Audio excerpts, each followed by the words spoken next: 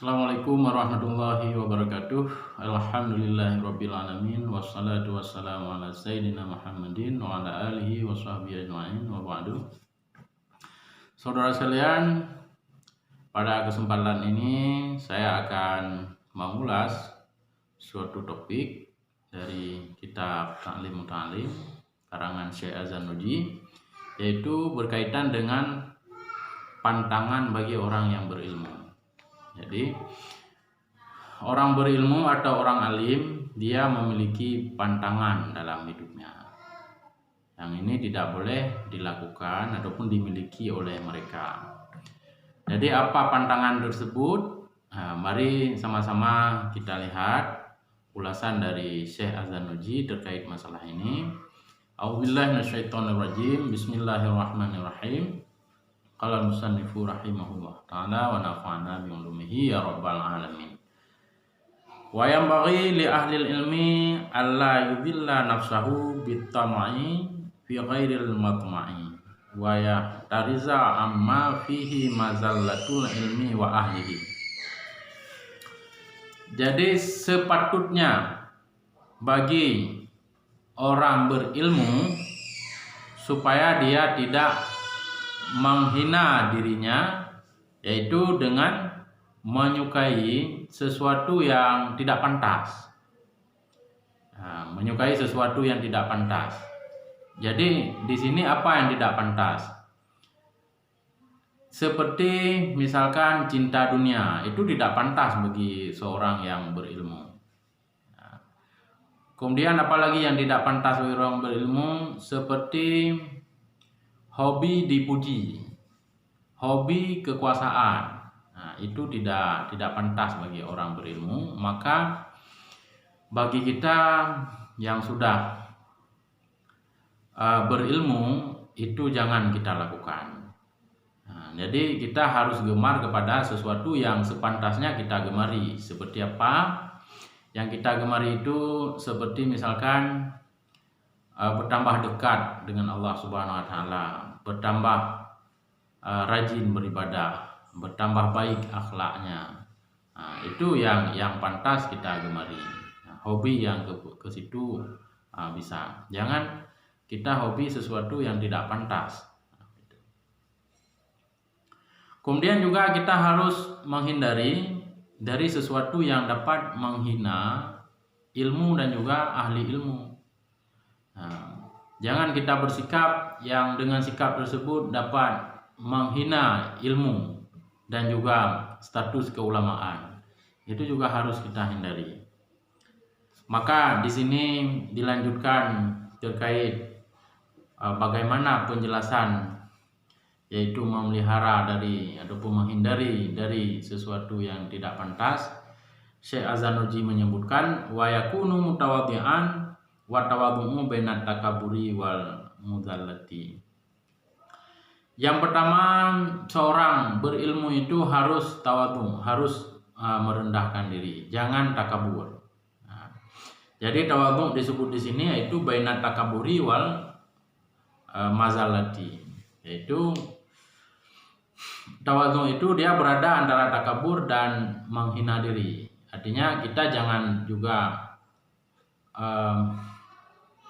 memposisikan kita terlalu tinggi, membangga-banggakan diri. Jangan juga kita sampai menghina diri kita sehingga sudah menjadi sesuatu yang tidak baik, yang negatif. Nah, jadi kita hidup normal saja.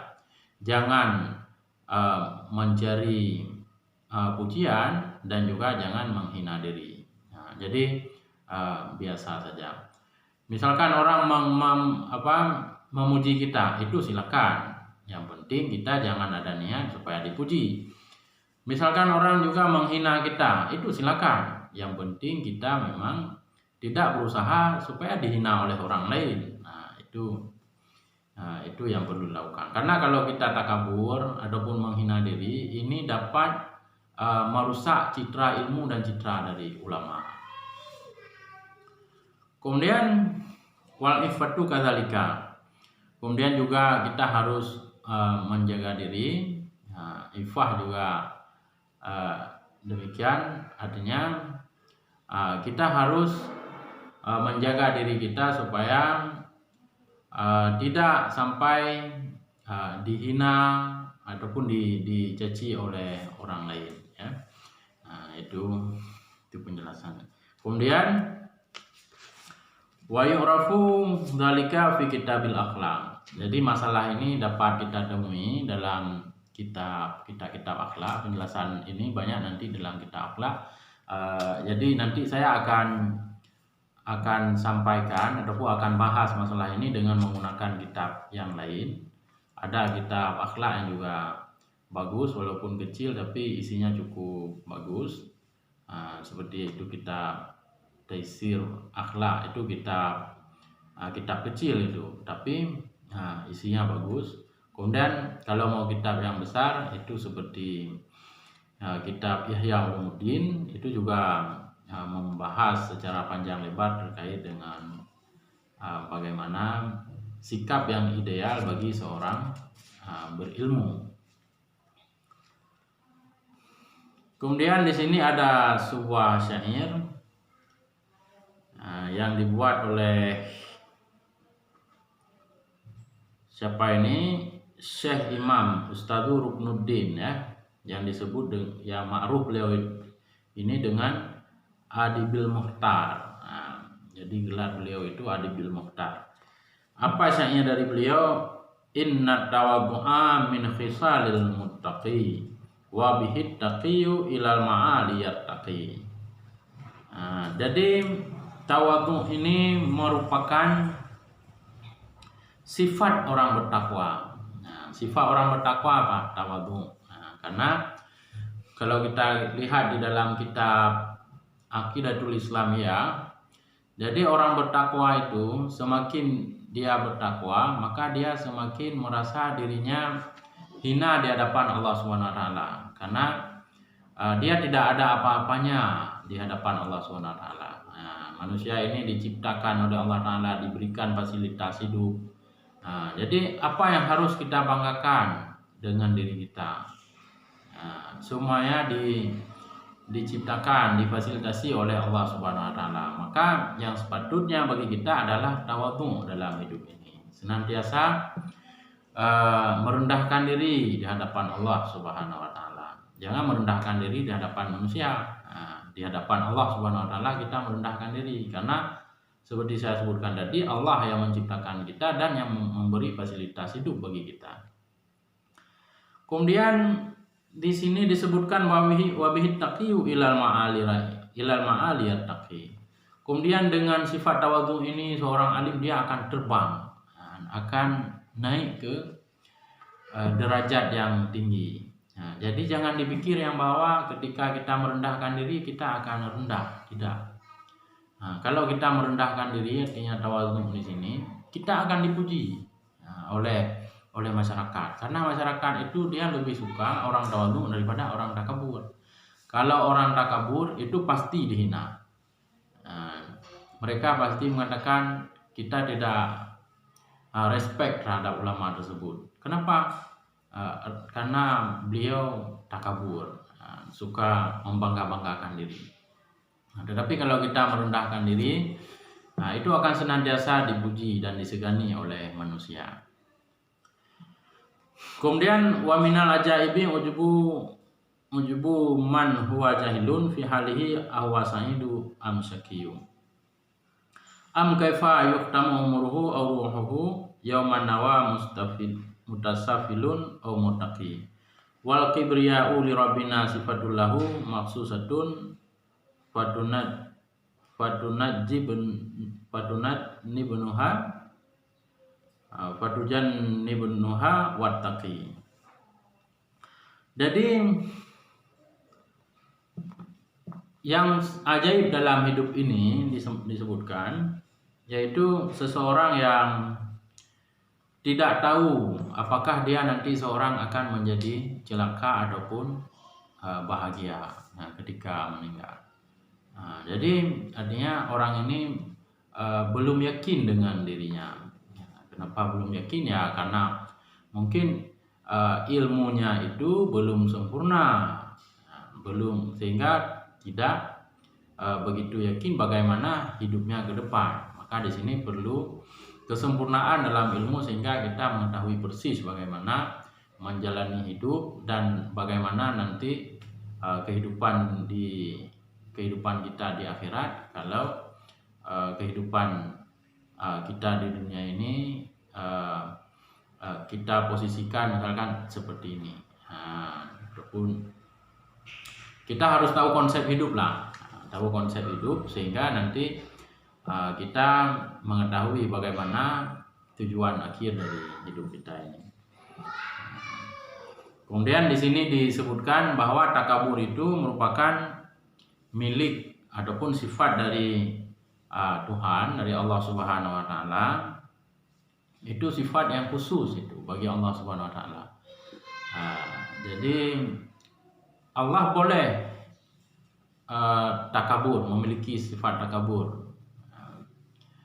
Jadi misalkan menyebutkan khaliqus samawati wal ard, jadi menciptakan langit dan bumi, dan lain sebagainya, itu biasa kita jumpai dalam Al-Quran. Bahkan dari nama-nama Allah Subhanahu wa taala itu ada juga Al-Jabbar, Al-Qahhar. Itu adalah nama-nama yang mempunyai arti hebat, kuat dan lain sebagainya. Itu Allah taala tidak mengapa, karena takabur ini merupakan sifat yang khusus bagi Allah taala, maka kita manusia harus menjauhinya. Karena siapa saja yang takabur itu akan binasa. Sudah cukup dulu sebagai contoh ya.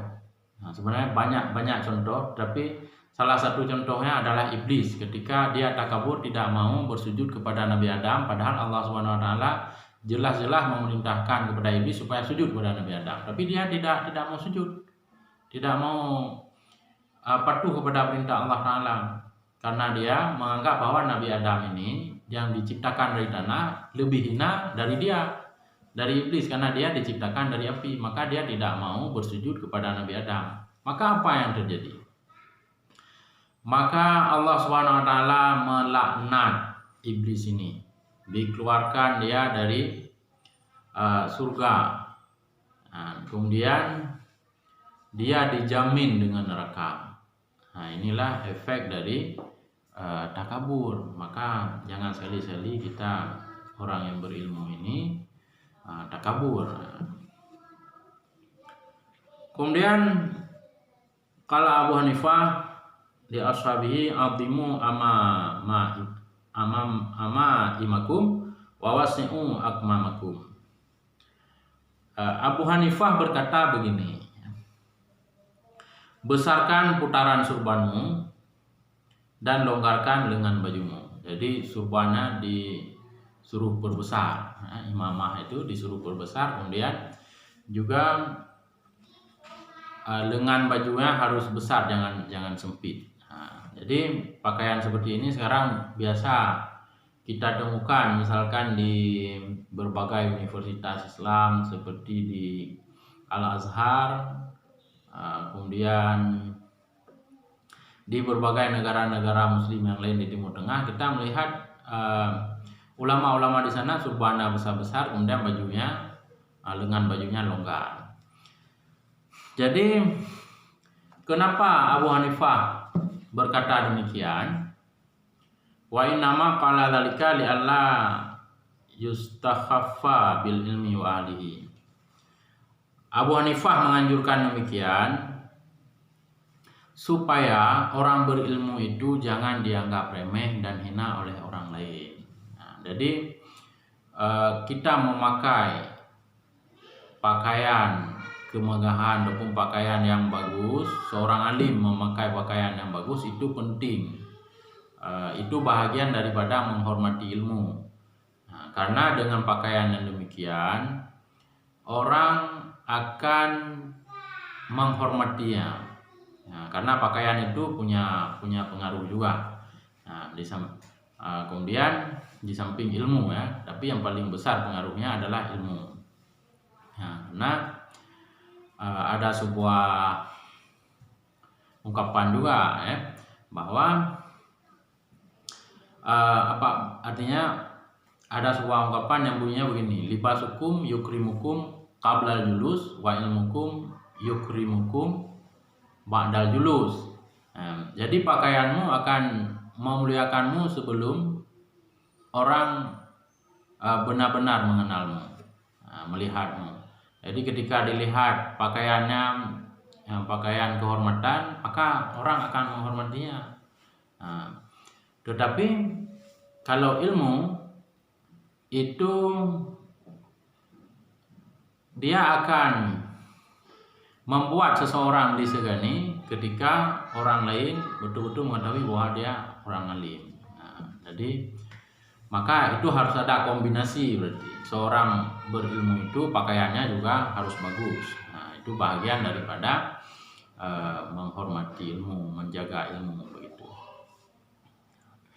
Kemudian wa yambaghi li talibil ilmi ayu hasila kitabal wasiyatil lati katabaha Abu Hanifah li Yusufa bin Khalidis Simti inda ruju'nya ila ali yajiduhu mayatluhu. Jadi kita di sini sebagai penuntut ilmu disarankan supaya kita memiliki kitab wasiat yang dibuat oleh Abu Hanifah. Kitab ini ditulis oleh Abu Hanifah kepada murid beliau yang ingin pulang kampung, yang namanya Yusuf bin Khalid. Abu Yusuf mungkin ya. Ini salah satu murid senior dari Abu Hanifah. Jadi kita harus memperoleh kitab tersebut. Jadi bisa dicari di berbagai perpustakaan. Nanti kita pelajari dan kita amalkan kitab itu. Jadi disebutkan di sini bahwa kitab itu berisi pesan-pesan dari Abu Hanifah terhadap muridnya, dan lebih banyak isinya memang tentang amar ma'ruf nahi munkar. Jadi seorang yang berilmu itu ketika pulang ke masyarakat, maka dia harus melaksanakan misi amar ma'ruf nahi munkar. Jangan hanya diam saja. Jadi harus diimplementasikan ilmunya, diajarkan kepada masyarakat dan ditegakkan, yaitu amar ma'ruf nahi munkar. Jadi dengan demikian maka masyarakat nanti akan berubah sehingga terciptalah sebuah kondisi lingkungan masyarakat yang baik sebagaimana anjuran Islam. Jadi begitulah sedikit uraian terkait dengan pantangan dari orang yang berilmu. Mudah-mudahan ini dapat bermanfaat bagi kita semua. Saya akhiri, hadanallahu wa iyyakum ajmain. Wassalamualaikum warahmatullahi wabarakatuh.